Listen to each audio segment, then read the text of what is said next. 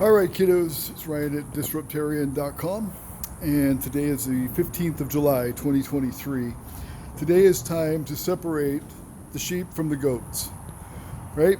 And I'm not going to be able to recite it, but if you refer to Matthew 25, that's where this basis comes from. And it's, like for example, in a civil war, it's difficult to separate the sheep from the goats. It's hard to tell who the bad guy is when both sides have committed atrocities, right? So let's separate the sheep from the goats. Let me propose to you conspiracy theories that have very little proof and not a lot of people believe them. Although, apparently, there is this group, or maybe it's the whole group, of QAnon and a few others that have branched out from that may believe these things in some ways, or may have, shot these ideas around. And so I haven't participated in that. I've only been introduced to it third party from people who are into that. And I've always kind of set myself away from that. I'm just not a big groupthink person, nor am I a conspiracy theorist in nature. I'm a conspiracy realist. Like if there's an obvious conspiracy, we look at the JFK shooting, clearly there was a lot of conspiracies going on there, right? Where did the word conspiracy come from, though? CIA, right? That's what a lot of people believe. I think that's probably true. They use that to, reduce people and humiliate them and diffuse their power or their words or their message. They'll use words like conspiracy theorists, to diffuse those things. So anyway, let's just propose some conspiracy theories, because obviously we can all agree there has been serious conspiracies in our recent history, in our distant history as well. But let's check out three conspiracy theories, and let's just say we're proposing this to two groups. Even though there's a lot of other groups, there's some exceptions to the rules. But let's say that we're really talking about conservative and liberals. And then there's also like Green Party people, earthy people, there's, like socialists, and then there's like libertarians and anarcho-capitalists, and we know there's a whole range of people. I'm not trying to totally generalize this, but just to make it easier, let's propose three conspiracy theories to two groups. And those two groups, I hope this message is going through because I have my finger on the mic. Anyway, those two groups are conservative and liberal. And these three conspiracy theories, how do you think they're going to hit them? Do you think these people are going to like, this, they're going to take to this theory, it's going to benefit their cause, or they're not going to like it, it's not going to benefit their cause? So these three. Elon Musk, in general, is a conspiracy, a psyop. Let's call it a psyop, not a conspiracy. Psyop and conspiracy can be used the same way to demote and, diffuse an argument or an opinion or a person. But let's just call these psyops, okay? So Elon Musk, just being a billionaire and buying Twitter and, leaning towards free speech, is that a conspiracy or a psyop or not? Is that just, the world we live in, and this billionaire happened to have enough money to pay $44 billion for a social media platform? I have my opinion. Then let's propose Donald Trump. In general, winning the election when nobody thought he would.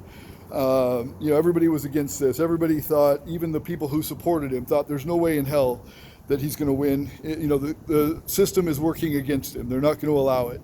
So he got in. He became president. Is that a psyop? Is that a conspiracy, that he got in at all? Or is that just the natural course of things? Is that just how it should have been? Even though there would be powers that be that could affect the elections and shut him down and, change the votes. I mean, there's a lot of things they can literally actually provably do, but they let him through, right? Or he got through anyway. He got elected.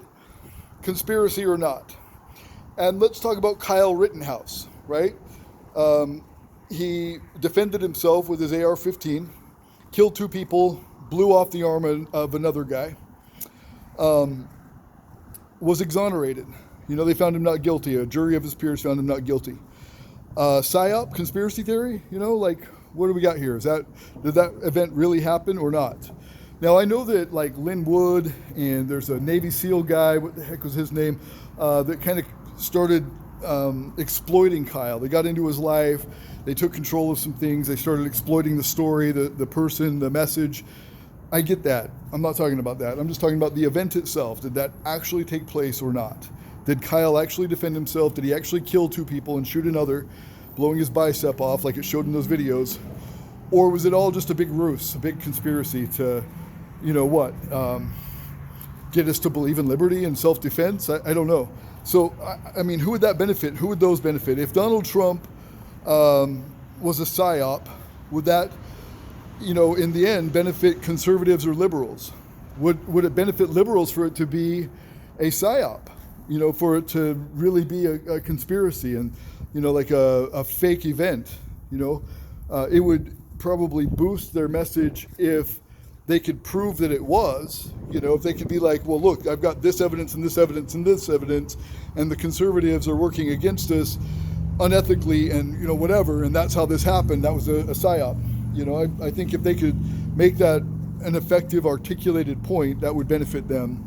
But I think, to most conservatives, him being in office at all is a benefit to conservative and liberty principles. Some would say that, not all. I know there's some various opinions on that. And then Elon Musk, being able to buy Twitter, the most sourced media source, the most, members in a social media platform, the most news driving force, and Elon Musk bought it for $44 billion. Probably wasn't worth that much, but he spent that much. Is Elon a psyop? Is it? I've heard people say Elon has been taken away, he's been whisked away, or he's been killed, and then this new Elon is Elon 2.0, and it's just some new version of him, with, a different body or different consciousness, but, somebody else is driving that body or that image, and it's not actually Elon. But I just wonder, would Twitter, being a more free speech oriented platform, benefit the totalitarian regime that's currently in office, or would it benefit liberty and freedom and the principles of the United States Constitution and the Founding Fathers' intentions of this being a liberty-oriented country? I mean, there's a ton of different conspiracies. We can talk about how, 45 of 46 presidents were directly related in the lineage of King John Lackland, the signer of the Magna Carta. Right? We can talk about a lot of other conspiracy theories that are pretty easy to prove. I'm just talking about 3 current ones. Who would these benefit, liberals or conservatives? That's what we need. That's what I want to deduce.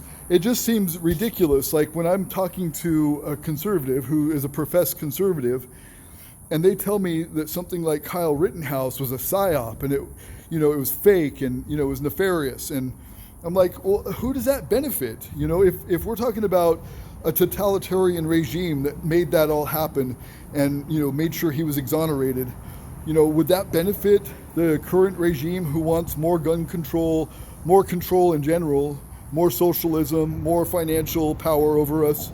Or would it benefit the principles of the U.S. Constitution of liberty and freedom? The Second Amendment, for example.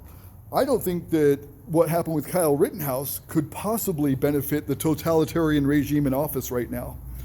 I don't think it could benefit totalitarianism at all. If someone is violent at you, with you, against you, and you are getting hurt, and they are threatening, life or death against you, should you be able to shoot them? Well, some liberals would say no. Some very highly totalitarian, nefarious people in office, in Congress even, would say no, you shouldn't be able to defend yourself. I would believe, and I can't, maybe I'll find some source on this, but I believe AOC, what is her name? Cortez, whatever her name is, Ocasio-Cortez, would believe that. And I believe she said that. I believe Pelosi has said that, and a few others that want total gun control. Schumer, they don't want people to defend themselves. They want the cops to come in and intervene for us. And during COVID, they want martial law. They want to lock their states down.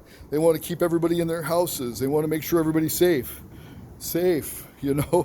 I'll give you a couple of quotes on that. It's like when a government says they're trying to do something for your own good, you better believe they're coming for your freedom, or something like that. I'm going to show you some of these quotes, but it's absolutely true. What's his name? Jesse Ventura. He actually said that. I'll get a quote from him, but that comes from an earlier liberty writer, a writer of libertarian philosophies. But I love Jesse Ventura. I mean, the guy was wild. I don't support everything he believes in. There are a lot of things I reject on him, but he was just one of those wrenches in the gears. He threw things off a little bit, sort of like Trump did. Again, I didn't vote for Trump. I want to make that very clear. I voted for Joe Jorgensen in the last election, and before that, I voted for, it wasn't Gary Johnson, it was the other fella. Anyway, oh no, I didn't vote. That's I left the country. Before Trump was elected, I got the hell out of Dodge because I was pretty sure it was going to be Hillary. So, and I figured that Trump was kind of her wingman. I've got a video from right before the election. That's what I said, that I believe that Trump is Hillary's wingman because he promised to put her in prison. He never did, right? He promised that. He made sure that, everybody thought that he was going to put her away and go after her for all of her crimes. He didn't. She was at his wedding, and he was a campaign donor of hers. So I always said that Trump was Hillary's wingman. I wasn't going to vote for Trump. And I haven't voted for a Republican aside from Ron Paul, who was Republican just because of funding and, access to ballots and things like that. Otherwise was libertarian.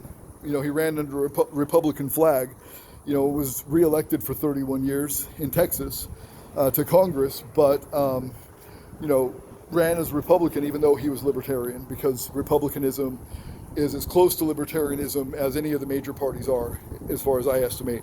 So, but no, I'm not a big Republican guy. I voted for Ralph Nader, and that was about it. Before voting for libertarian candidates like Ron Paul and Joe Jorgensen, I was a Ralph Nader supporter because he voted and wanted for the National Initiative for Democracy, which is like a fourth tier of government where we can overturn their laws that they create with their 535 member Congress. We have the right to overturn their laws, their bills that they pass. That's what the National Initiative for Democracy is. I otherwise despise most of his politics. I'm not a big fan of Ralph Nader, but I do like that, and that's why I supported him. And then when I found Ron Paul, and it was somebody with integrity and merit and good ideas all around, then I was a Ron Paul supporter. So that's where my allegiances lie. Anyway, I just thought I'd propose that. What is the, oh look, here we are in Eugene. Here's a hypodermic needle underneath the bridge, of course. Anyway, which one of these conspiracies or psyops would benefit the right, and which ones would benefit the left? Trump, Elon Musk, and Kyle Rittenhouse. Which one of those benefit the left, and which one of those benefit the right? That's what I want to know.